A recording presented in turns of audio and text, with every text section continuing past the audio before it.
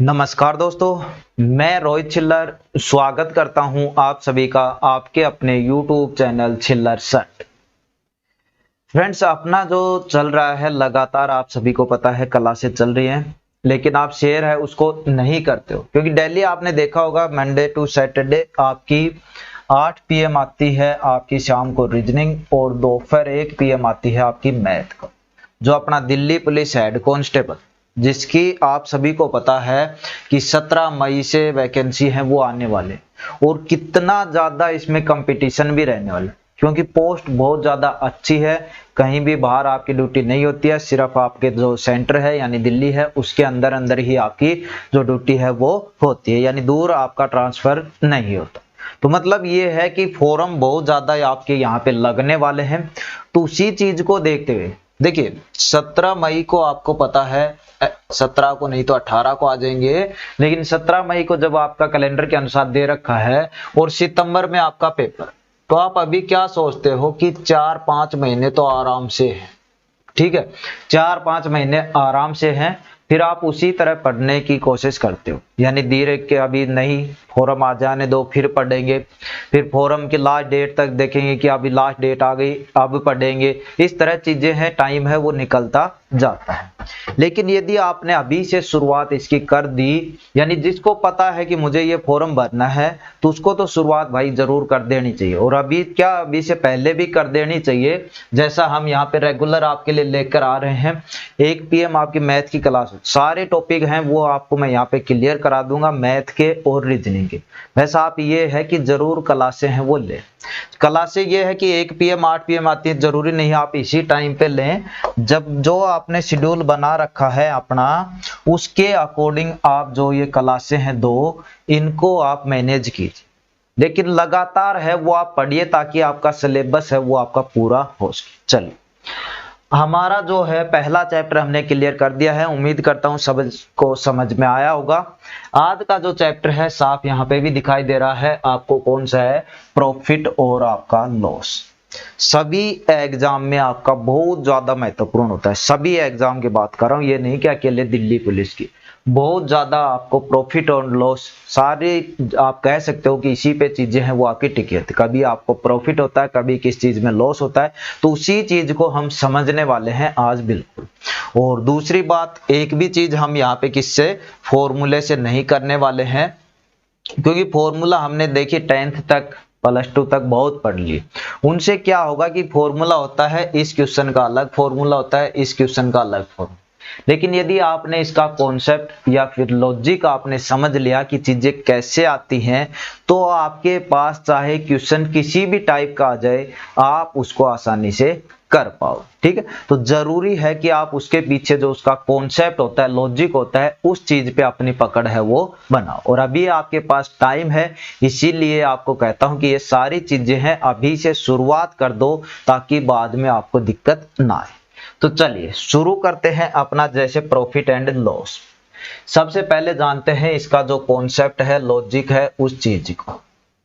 ठीक, profit and loss यानी आपका लाभ और हानि। तो इसमें 3 चीजों पे ये चैप्टर है वो आपका टिका हुआ है। सबसे पहले आता है आपका CP, कॉस्ट प्राइस, यानी क्या हो गया, क्रय मूल्य। दूसरा आता है आपका SP, सेलिंग प्राइस, यानी आपका विक्रय मूल्य। तीसरा आता है आपका MRP, यानी आपका अंकित मूल्य। इन 3 चीजों पे ही पूरा चैप्टर है वो आपका टिका हुआ। क्या, क्रय मूल्य, विक्रय मूल्य, अंकित मूल्य। क्या होते हैं ये चीज? क्रय मूल्य होता है आपने चीज कितने में खरीदी, यानी खरीदने वाली चीज का रुपया है वो होता है क्रय मूल्य।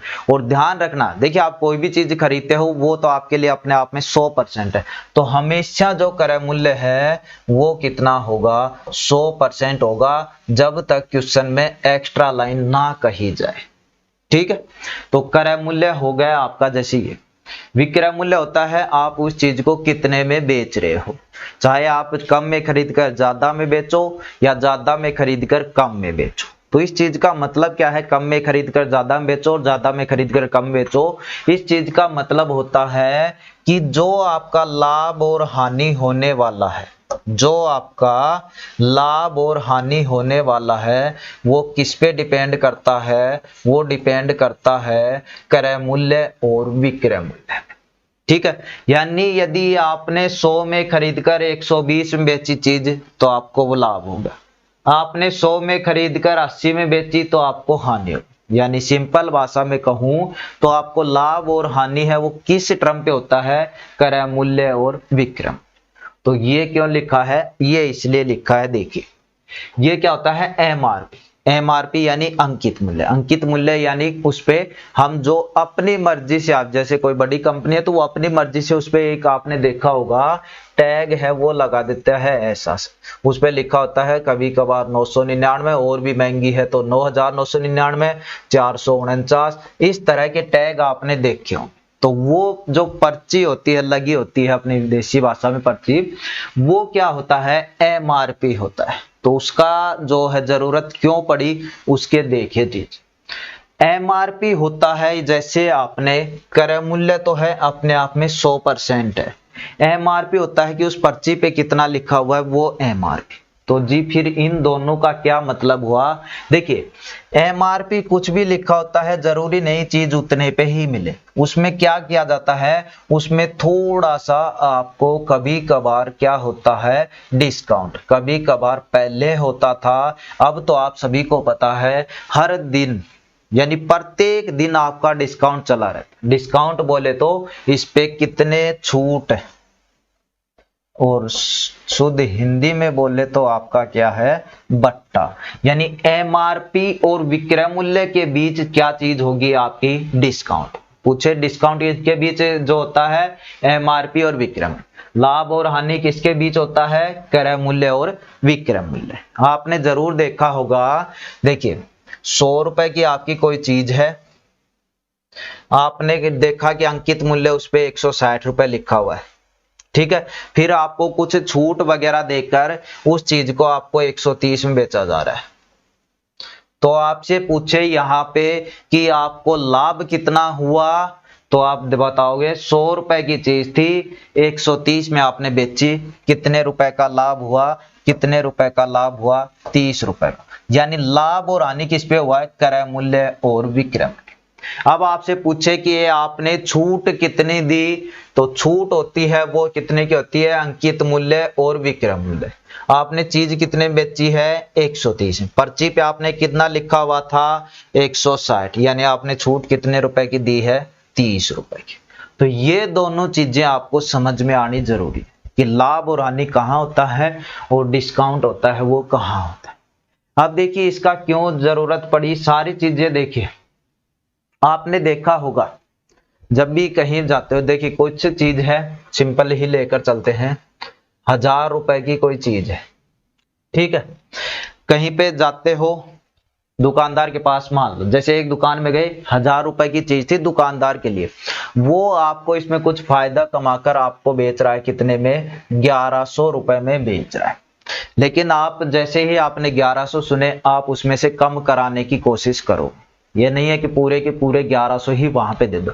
आप ज्यादा कर क्या करोगे, 50 कम करने की कहोगे, फिर ज्यादा ही वैसा है कि आपको करना आता है कम, जो बार्गेनिंग है, तो आप 100 भी कम करा लोगे। यानी 1000 रुपए की जब जो आप दुकानदार है वो 1100 में बेच रहा था, उसको आपने कम कराकर आप 1000 में ही ले जाने की पूरी कोशिश करते। यानी यहाँ पे दुकानदार को ना फायदा ना नुकसान होता है, और कितनी बहसबाजी भी होती है। और यहीं पे यदि लेडीज चली जाए तो आप सभी को पता है उनको कितने अच्छे से करनी आती है, तो वह 1000 रुपए की चीज है वो 900 से भी नीचे ले जा सकती है, यानी दुकानदार को ही नुकसान पहुंचा सकती है, ठीक है। तो ये चीज आपकी यहाँ, यानी 1000 रुपए की चीज उसको 1100 में बेचने के लिए कितनी बार तो ग्राहक से मतलब जो बातें हैं वो करनी पड़ी, कहना पड़ा। लेकिन यहीं पे ये क्या था, क्रय मूल्य, और ये क्या था, विक्रय। लेकिन यहीं पे यदि दुकानदार अच्छा समझदार होए तो 1000 रुपए की चीज पे एमआरपी यानी पर्ची लिख देता कितने की, 1500 की। क्या हुआ जी, यहीं पे दुकानदार 1000 रुपए की जो उसके चीज पड़ रही थी उस पे पर्ची यानी एमआरपी लिख देता 1500 रुपए। तो आप देखते इस पे 1500 रुपए लिखा है, आप क्या कम कराते, ज्यादा से ज्यादा आप 200 रुपए वहां पे कम कराते तो भी कितना की बिकती वो 1300। दुकानदार बोलो आपको राजी होकर अच्छे से बेच, क्योंकि 1000 रुपए की चीज यहाँ पे 1100 में बेचने की कोशिश कर रहा था, तब भी कितनी बहसबाजी हो रही थी। लेकिन यहाँ पे जैसे ही उसने एमआरपी 1500 लिखा, आपको छूट भी दे दी उसने बोल के कि आप आते जाते रहते हो तो आप 1300 मिले, यानी आप भी खुश, दुकानदार भी खुश। तो इसी चलते ये क्या मिली है, छूट मिली है, डिस्काउंट मिला है। तो इसी चलते दोनों दुकानदार और ग्राहक दोनों खुश रहे। आपका क्या चल रहा है, छूट चल रहा है, डिस्काउंट चल रहा है, सेल चल रहा है। आप देखोगे हर मॉल पे, हर बड़ी से बड़ी दुकान पे आपको लिखा मिलेगा 60% ऑफ, 40% ऑफ, 30% ऑफ। तो ये सारी चीजें बस यही है ताकि आपको किसी प्रकार की बहसबाजी ना करनी पड़े। 1000 की चीज आराम से आपको 1300 में मिल जाए और आप सोचोगे 1500 की चीज आपको 1300 में मिली। ठीक है, तो इन चीजों पे आपका जो हमारा जो मकसद था वो ये समझाना था कि क्रय मूल्य और विक्रय मूल्य में लाभ हानि होता है, और जो विक्रय मूल्य और आपका जो अंकित मूल्य होता है उसमें आपकी छूट यानी डिस्काउंट निकलता है। ठीक है, तो ये चीजें आपकी यहाँ पे हो जानी चाहिए। अब सिंपल सा सवाल है, आपसे बोले थे कि फॉर्मूला एक भी नहीं करेंगे, लेकिन बस लॉजिक पता होना। क्रय मूल्य किसी चीज का 800 रुपए है, ठीक है, और विक्रय मूल्य आपका बिल्कुल बेसिक सा सवाल लिखा हुआ ना, जीरो से हीरो, तो अच्छे से करेंगे। विक्रय मूल्य है 1100 रुपए, आपसे बोलेगा कितने परसेंट, 1100 की जगह आप 1000 ही लिख लो चाहे, आपसे बोलेगा कितना उसको लाभ या हानि हुआ। तो देखिए क्रय मूल्य यानी चीज आपने खरीदी है 800 में, विक्रय मूल्य यानी चीज आपने बेच दी 1000 में, तो डायरेक्ट पता चल रहा है प्रॉफिट यानी पी आपको कितने रुपए का हुआ, 200 रुपए। लेकिन यहीं पे पूछ ले कि प्रतिशत में बताओ कितना लाभ या हानि हुआ, क्या पूछ ले, प्रतिशत में बताओ कितना लाभ या हानि हुआ। तो आप यहाँ पे क्या करोगे, देखिए प्रतिशत निकालना है तो सबसे पहले तो हमें ये पता होना चाहिए लाभ या हानि हो रहा है वो कितना हो रहा है। 800 की चीज 1000 में बेच रहे हो, 200 रुपए का लाभ। प्रतिशत निकालना है तो नीचे कुछ लिखना पड़ेगा और गुणा में तो 100 करना पड़ेगा। अब नीचे कौन सी चीज आती है, आप कहोगे जी हमेशा क्रय मूल्य ही आता है, लेकिन जरूरी नहीं कि हमेशा क्रय मूल्य ही आए। ठीक है, क्वेश्चन में यदि नहीं दे रखा है तब क्रय मूल्य आता है, लेकिन कभी कभार आपको क्वेश्चन में बोल देता है। तो यहाँ पे देखिए 200 रुपए का जो फायदा हुआ है वो कितने वाली चीज पे हुआ है, 800 वाली चीज पे, यानी नीचे परसेंटेज आपने अच्छे से पढ़ा है ना, तो अच्छे से समझा है। नीचे वो चीज आती है जिस चीज से उसका रिलेशन यानी संबंध होता है, तो नीचे क्या आ जाएगा 800। ठीक है, परसेंटेज के लिए गुणांक 100, 2 0 से 2 0, 2 एकम 2, 2 चौके 8, 4 एकम 4, 25 चौके 100, यानी कितना फायदा हुआ, 25% का क्या हुआ आपको लाभ हुआ। 25% का क्या हुआ भाई, आपको लाभ हुआ। ठीक है, समझ में आ गया। अब लाभ हानि कैसे निकालते हैं, डिस्काउंट कैसे निकालते हैं। अब यहीं पे बोल देता कि एमआरपी है वो कितनी है, 1500, और आपको चीज उसने बेची कितने में है, 1000 रुपए में, तब कितना वो हुआ, कितने परसेंट की छूट दी। वैसे तो डिस्काउंट अलग से पढ़ाएंगे, कोई दिक्कत नहीं है, लेकिन बस थोड़ा सा समझ लो आप कहाँ पे। अब की बार क्वेश्चन क्या है, क्वेश्चन है कि एमआरपी लिखा हुआ है उस पे 1500 और विक्रय मूल्य वो बेच रहा है कितने में, 1000 रुपए में बेच रहा है वो, 1000 रुपए में। बताओ कितने परसेंट की छूट मिली। तो पहले तो ये निकालेंगे कि छूट कितनी मिली है। 1500 की चीज आपको 1000 में मिली है भाई, यहाँ पे लिख देता हूं मैं दोबारा, एमआरपी है वो है 1500 और आपको मिली है यानी विक्रय मूल्य बेचा जा रहा है चीज को 1000 में। तो आप बताइए कितने परसेंट का डिस्काउंट। तो पहले तो ये देखो डिस्काउंट कितना मिला, 1500 की चीज 1000 में आई है, कितने का डिस्काउंट, 500 रुपए का। कितने का डिस्काउंट, 500 रुपए का। अब देखिए परसेंटेज में बताना है तो 500 आ गया, नीचे कुछ चीज आएगी गुणा में 100 आएगा। नीचे कौन सी आएगी, जिस चीज से इसका संबंध रिलेशन है। तो 500 की छूट हमें किस पे मिली है, 1500। पिछला जो किया 200 रुपए किस पे बचे हैं हमें, 800 पे, तो नीचे 800 लिख देते। यहाँ पे 500 की छूट किस पे मिली है, 1500 पे, तो नीचे लिखेंगे 1500। 2 0 से 2 0, 5 एकम 5, 5 तिया 15। और परसेंटेज यदि आपने अच्छे से पढ़ा है तो आपको पता है 1/3 का मतलब होता है 33 सही 1/3%, यानी इतना डिस्काउंट है वो आपको दिया गया। परसेंटेज मैंने अच्छे से पढ़ा है, बिल्कुल जीरो लेवल से, तो आप वहां से जरूर पढ़े, क्योंकि देखिए सीक्वेंस से चलेंगे तो जल्दी चीजें समझ में आ जाएंगी। ये नहीं है कि आप इससे शुरुआत करो सीधा समझ में नहीं आएगा, ऐसा कुछ नहीं है। लेकिन यदि आप चीजें सीक्वेंस से पढ़ोगे तो आप मतलब समझ जाओगे अच्छे से, चीजें एक एक कॉन्सेप्ट है वो क्लियर होता जाएगा। ठीक है, चलिए तो अब क्वेश्चन पे चलते हैं, थोड़े सिंपल सिंपल करते हैं, फिर धीरे धीरे लेवल है वो हमारा बढ़ता चला जाएगा। क्या बोला था, क्रय मूल्य है अपने आप में 100% होता है, तो इस बात पे गौर रखिए कि पहले जो परसेंटेज क्या उसमें मैंने अच्छे से बताया था कि कोई भी चीज होती है अपने आप में 100% होती है। चल पहला क्वेश्चन है, एक सोफे को 19,800 बेचने पर 10% का लाभ होता है, इसका क्रय मूल्य बताओ। देखिए फॉर्मूले से कर सकते हैं, लेकिन शुरू में ही बता दिया फॉर्मूला हम यूज नहीं करें, चीजों का लॉजिक समझे।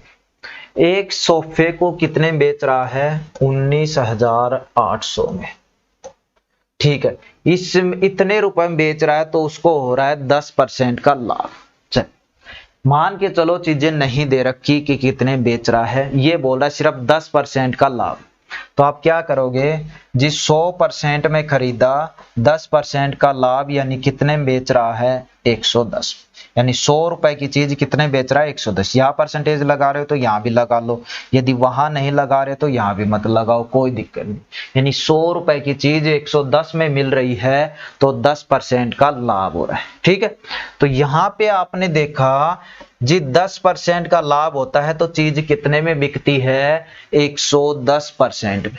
और अंकों में बात करूं तो क्वेश्चन कह रहा है कि चीज बेची है उसने 10% लाभ पे 19,800, ये भी चीज 10% लाभ पे बिक रही है, ये भी चीज 10% लाभ पे बिक रही है, यानी 110% की वैल्यू क्या है, 19,800। क्यों, क्योंकि 10% का लाभ हुआ है, क्रय मूल्य 100% होता अपने आप, लाभ हुआ है तो 10% ऐड हो जाएगा। ठीक है, चलिए तो 110% की वैल्यू ये हो गई, 1% की निकालोगे तो 19,800, कम निकालते हैं तो भाग करते हैं यानी नीचे 100।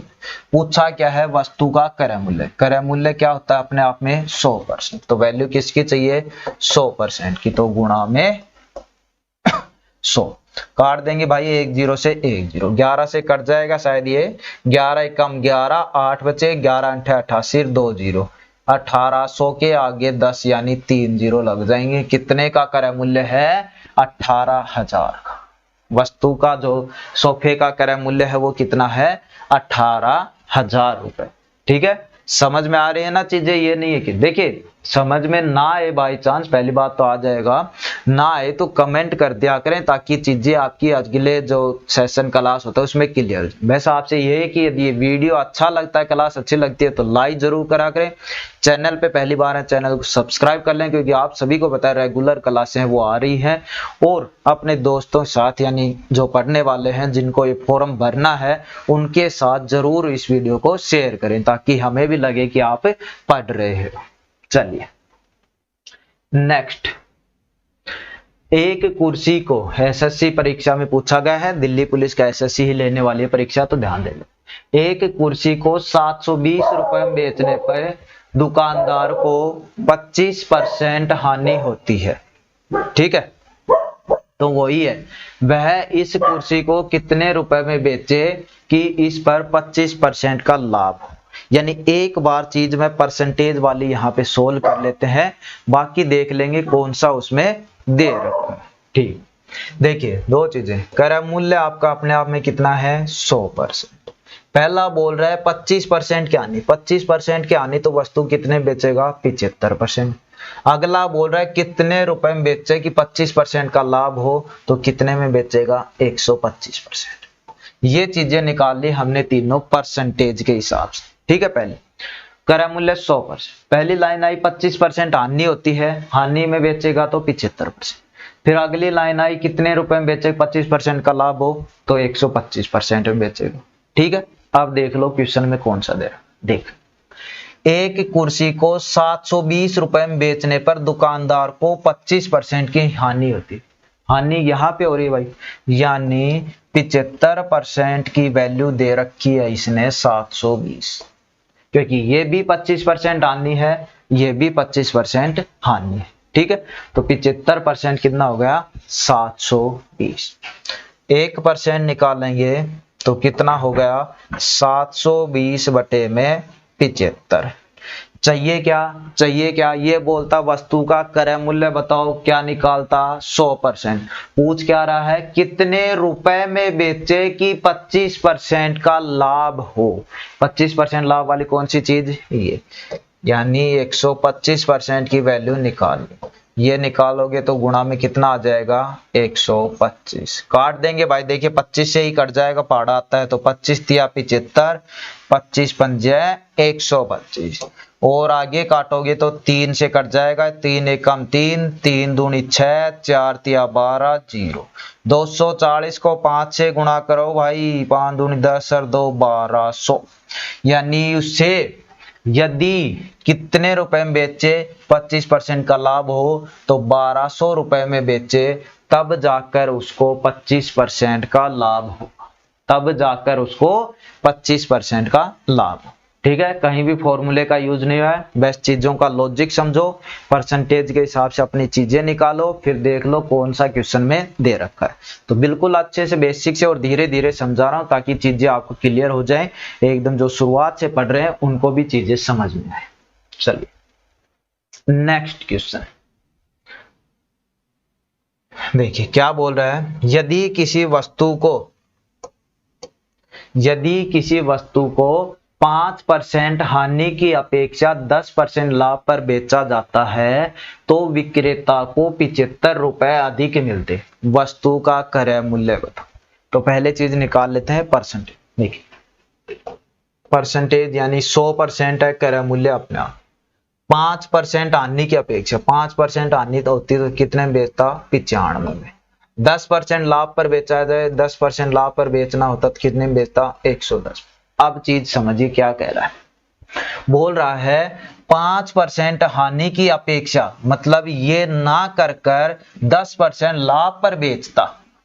क्या कह रहा है क्वेश्चन कि जी ये 95% यानी 5% हानि पर ना बेचकर 10% लाभ पर बेचता, यानी ये ना कर ये करता तो उसे 75 रुपए अधिक मिलते, तो उसे 75 रुपए अधिक मिलते। आप देख रहे हो आपके अकॉर्डिंग यदि 100 की चीज वो 95 में ना बेचकर 110 में बेच रहा है, यानी 15% ज्यादा में बेच रहा है, तो वो मूल्य कितना है 75। भाई ये भी इन दोनों का अंतर है, और ये जो 75 है ये भी इसका अपेक्षा इसमें बेचे तो 75 अधिक मिले। आपने देखा कि आपके तो 15 ही अधिक, यानी 15% की वैल्यू कितनी 75। अब यहाँ पे 1% की निकालेंगे, लेकिन सीधा डायरेक्ट भी कई बार चीजें मिल जाती हैं कटने को, जैसे 15 5 75 होते हैं। तो ऐसे नहीं है कि 1% आप 75 बटे 15 करके देखो, डायरेक्ट भी लिख सकते हो आप 1% की वैल्यू 5। कैसे आया 75 बटे 15 हो जाता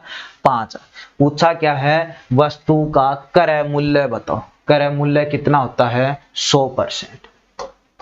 100% की, एक की वैल्यू 5 है तो भाई 100 की कितनी हो जाएगी 5 गुणा 100 यानी 500। कितना हो गया वस्तु का क्रय मूल्य, वस्तु का क्रय मूल्य हो गया भाई यहाँ पे आपका 500 रुपए। ठीक है, समझ में आ गया, चीज अच्छे से एकदम क्लियर हो गई होगी आपकी, उम्मीद करता हूं।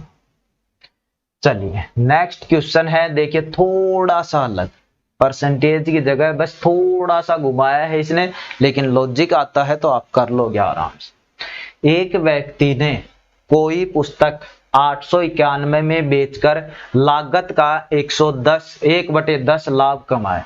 पुस्तक का क्रय मूल्य बताओ। देखिए ये यहां पे क्वेश्चन था, 10% लाभ, यानी 10% लाभ का मतलब क्या होता है भाई 10% फ्रैक्शन में क्या होता है 1/10, यानी 10 की चीज उसने कितने बेची है 11 में बेची है, ये कहलाता है 10% का लाभ। यही तो हुआ परसेंटेज में अच्छे समझा है ना कि 10 से 11 कैसे हो, लाभ है तो ऊपर वाला ऐड होता है, अच्छे से समझा है भाई, तो इसीलिए कहता हूँ वो चीजें भी देख लिया करो आप, वरना आप इतना सिंपल नॉर्मली तो आपको पता है 10% का फ्रैक्शन होता है 1/10। 1/10 का मतलब यदि चीज आपने 10 में खरीदी है तो आप 11 में बेच रहे, बोलता 10% की हानि होती है तो ये भी 1/10 आता, लेकिन अब की बार चीज हानि है तो 10 की चीज आप कितनी बेच रहे हो, एक कम कर दो 9 में बेच। कम कौन सा करना है, जो ऊपर लिखा होता है, ठीक है। तो 10 की चीज ये कितने में, 11। ऐसा ही कुछ हमारे साथ इस क्वेश्चन में है। क्या कह रहा है, एक व्यक्ति ने कोई पुस्तक 891 में बेचकर, 891 में बेचकर यानी विक्रय मूल्य, यही तो कहा भाई। लागत मूल्य का, लागत किसको बोलते हैं भाई, क्रय मूल्य को बोलते हैं। लागत मूल्य किसको बोलते हैं, क्रय मूल्य, कॉस्ट प्राइस का 1/10 लाभ कमाया। लागत मूल्य का 1/10 यानी 10 है लागत मूल्य, तो उसने कितने में बेची, 11 में। वही चीज बस यहाँ पे समझनी थी। 1/10 कमाया यानी यदि 10 रुपए वस्तु की कीमत है तो उसने 11 रुपए में बेची है। यहाँ पे निकालोगे तो 10% का ही लाभ मिलेगा और 1/10 का ही लाभ मिलेगा, क्योंकि 10% का फ्रैक्शन ही 1/10 होता है। बस कुछ नहीं करना, आप समझ में आ गया। 10 रुपए की चीज कितने में बेची है, 11 रुपए में, लेकिन क्वेश्चन ने कितने में बोल रहा है, 891 रुपए में बेची, यानी ये जो 11 है इसकी वैल्यू क्या है, 800, क्योंकि ये 11 भी क्या है, विक्रय मूल्य, और ये 891 भी क्या है, विक्रय मूल्य। तो 11 की वैल्यू 891, 1 की वैल्यू निकालोगे 891 बटे में 11, कट रहा है 11 88, 11 कम 11, यानी 1 की वैल्यू आ गई 81। 1 की वैल्यू आ गई 81। पूछा क्या है, वस्तु का क्रय मूल्य बताओ। अब ये गलती मत कर देना कि जी क्रय मूल्य तो 100% बताया था, तो आप यहाँ पे 100 की वैल्यू निकाल। क्वेश्चन मैंने कहा था कि क्वेश्चन को पहले देखना चाहिए। क्या बोल रहा है, लागत का 1/10 यानी 10 की चीज 11 में बेच रहा है, यानी लागत मूल्य कितना है, 10। तो हमें 100 की नहीं 10 की वैल्यू निकालना। जब 1 की वैल्यू 81 है तो 10 की निकालेंगे तो भाई 81 गुणा 10 कितने होते हैं, 810। यानी पुस्तक का जो क्रय मूल्य है वो कितना हो गया आपका, 810। ठीक है, समझ में आ गया होगा। अच्छे से वीडियो को देख लिया करें, आराम से पढ़ा रहे, कोई दिक्कत नहीं है। दिल्ली पुलिस में ही आपका पेपर में आया हुआ है। ठीक है, चलो नेक्स्ट। एक कुर्सी को 873 रुपए में बेचने पर विक्रेता को 10% की हानि होती है। कुर्सी का क्रय मूल्य, तो परसेंटेज दे रखा है तो वो चीज देख लो। क्रय मूल्य होता है 100%, 10% हानि में बेच रहा है यानी कितने बेचेगा, 90%। बस सिंपल आ गया क्वेश्चन। कुर्सी को 873 में बेचने से विक्रेता को 10% की हानि, यानी जो 90% है उसकी वैल्यू कितनी है, 873, क्योंकि ये भी विक्रय मूल्य है कब, 10% हानि का, और ये 873 है ये भी विक्रय मूल्य है कब, 10% हानि। ठीक है, तो दोनों चीजों को बराबर रख दिया। बस 90% की ये आ गई, 1% की निकालोगे 873 बटे में 90।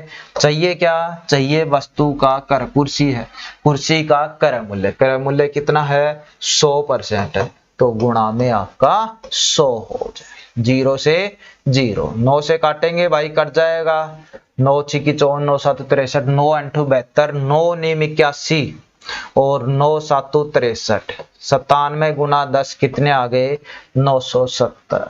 यानी वस्तु का क्रय मूल्य कितना आ गया, 970। वस्तु का जो कुर्सी है उसका क्रय मूल्य कितना आ गया आपका यहाँ पे, 970 रुपए। ठीक है, बिल्कुल सिंपल क्वेश्चन थे।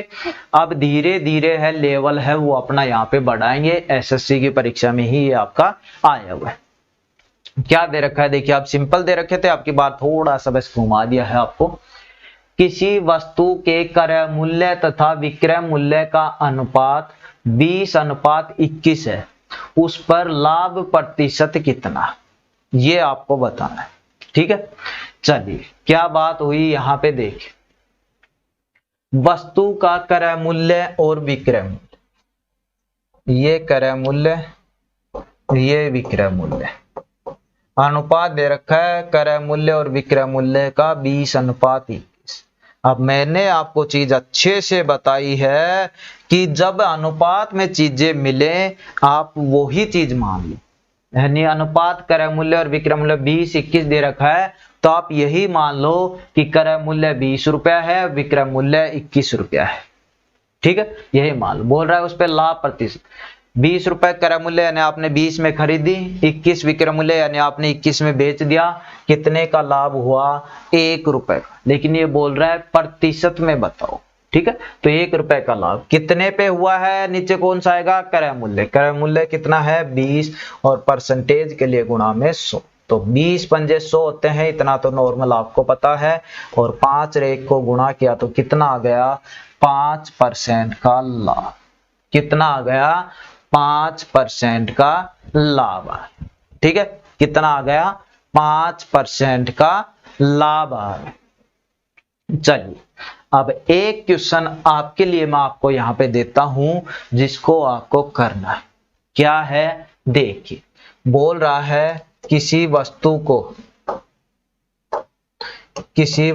को ये आपको करके बताना है।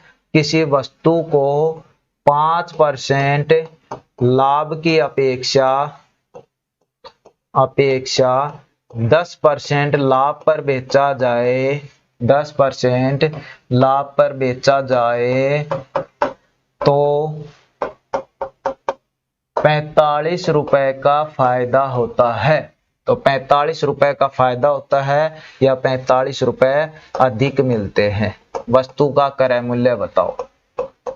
मिलते हैं, क्रय मूल्य बताना है। ये क्वेश्चन आपके लिए है। जरूर कमेंट आप जरूर करेंगे।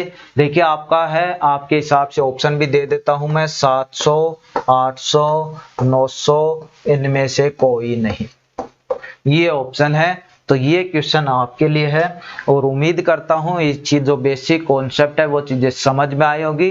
बाकी हम करेंगे अगले क्लास में। धीरे धीरे अपना जो टाइम है वो भी बढ़ा रहे हैं। बस आप शेयर किया करो वीडियो को, ताकि आप हमें भी लगे कि आप पढ़ रहे हैं और लंबी आपकी क्लासें हैं आने लग जाए। अभी आप पढ़ते नहीं हो, इतना पढ़ते भी हो तो 1-2 ही पढ़ते हैं, तो वो आपके लिए देखिए बहुत गलत है। क्योंकि अभी से यदि आपने शुरुआत नहीं की तो आप बहुत पीछे रह जाओगे भाई। तो अभी से इस चीज की शुरुआत करो। तो उम्मीद करता हूँ बात को समझेंगे। तो वीडियो अच्छा लगा हो तो लाइक करना, चैनल पे पहली बार हो तो चैनल सब्सक्राइब करना और अपने दोस्तों के साथ शेयर जरूर करना। तो चलिए इस क्लास में इतना ही, मिलते हैं नेक्स्ट क्लास में। धन्यवाद।